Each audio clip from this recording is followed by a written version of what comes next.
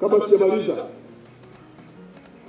nimepata bahati leo nimekaa na umma huu niwajulishe kwamba mwaka huu 2025 ni mwaka wa uchaguzi. Hapa kila mmoja anayo haki ya kushiriki kwenye uchaguzi, iwe ni kwa kupiga kura au hata kama umeomba kuchaguliwa.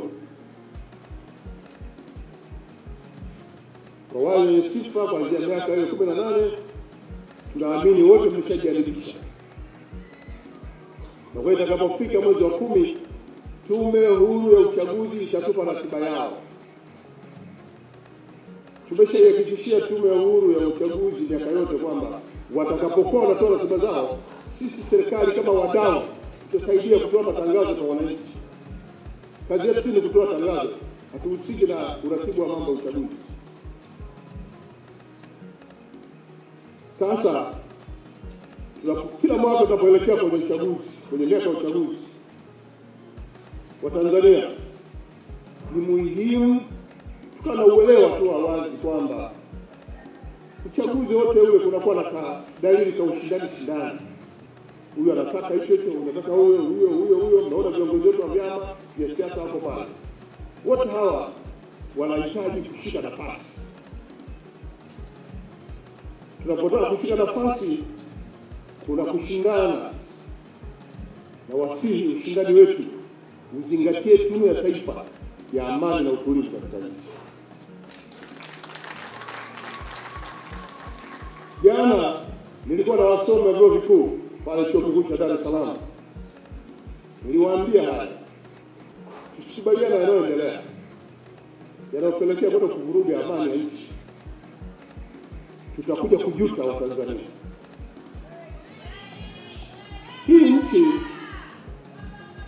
toka huko ilipoanza, wazee wetu walipoanza kujenga misingi, baadaye wakaruhusu uwepo wa vyama vya siasa, tumeendelea vizuri.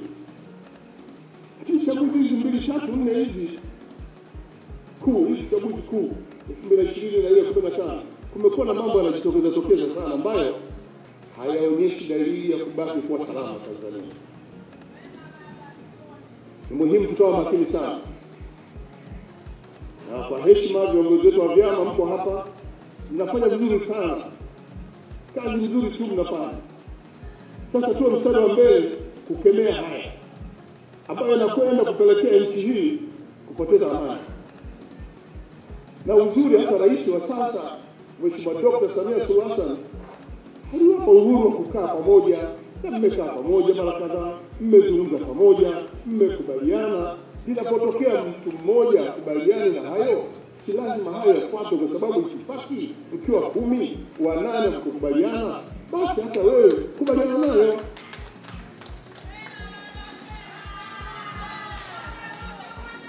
Kwa nirudie tena, umma huu leo imekuwa bahati, tuna vijana wetu wadogo. Ni lazima sisi tunafikia kwenye umri huu tuhakikishe tunajenga msingi imara wa utulivu katika nchi, ili ndoto za watoto wetu ziweze kufikiwa. Tusije tukasahau, tukaona sisi ni sisi tu, tukawasahau wale, alafu tukasimama kwenye majukwaa tukawaaminisha vitu ambavyo havipo. Si sawa. Hii nchi yetu sote.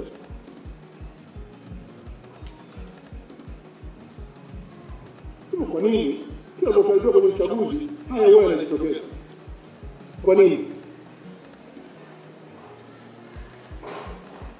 Muhimu sana kila mmoja akatafakari.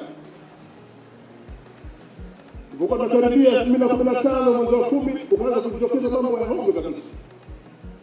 Mwaka 2020 tulipokuwa tunakaribia uchaguzi, mambo ya hovyo kabisa. Na mwaka huu pia, kwa nini kipindi cha uchaguzi, tunapokaribia uchaguzi haya yanajitokeza? Ni nani anafanya haya? Nenda katafakari. Muhimu ni usalama wa nchi, amani ya nchi. Leo nilikuwa nasikiliza clip moja ya Mkenya mmoja ambaye anaijua historia ya nchi hii. Yuko Kenya anajua historia ya nchi hii. Ametusihi sana wa Tanzania. Mmeshaanza kuparuana. Mmeshaanza kufanya vitu ambavyo vinapoteza amani. Amani yenu huko iliyojengwa na watu wengi. na nchi yenu ndio ilikuwa tunaikimbilia. Nyinyi mnaanza kuparuana, nyinyi mtakimbilia wapi? Chukueni huu kama ujumbe na kila mmoja akatafakari. Tunaelekea kwenye uchaguzi, watakuja wote wanaotaka madaraka kupitia kwenu. Wasikilizeni, kachuje kipi cha kubeba, usibebe kila kitu.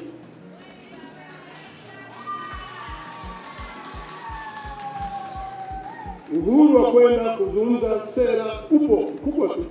Nenda kasikilize, sikiliza, yapokea hayo, nenda kachuje.